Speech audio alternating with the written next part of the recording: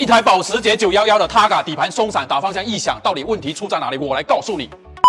这是一台7.5万多公里的保时捷911，一台性能车，底盘消耗非常大，车主反映底盘松散有异响，定位定不好。经过我的检查，是底盘的胶套老化、球头虚位导致的。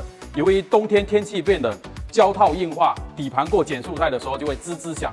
那么为什么大家都喜欢开911？因为它的操控好，到底好在哪里？我带你们看一下。这个是它的前拉臂，是球头珠子的，没有任何虚位。这条是它的下摆臂，全部都是硬胶连接，没有任何缓冲，打方向指向性非常好。那么问题来了，硬碰硬的话，螺丝就会很容易弯掉。我拆过的保时捷，几乎这颗下摆臂螺丝都是弯的。我们必须要定一颗延长的。为什么要定延长的？因为这个螺丝上面有防滑的，所以要定回延长的。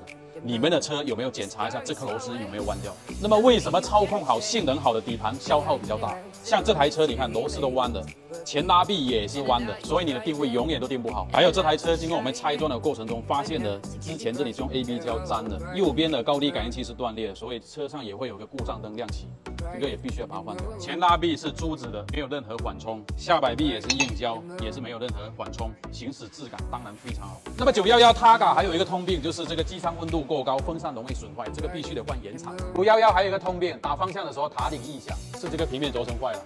现在只需要按标准把这些底盘件安装回去，再做个精准的4轮拉线定位，你的底盘就可以恢复新车的行驶质感。你们的老车准备好了没有？告诉我。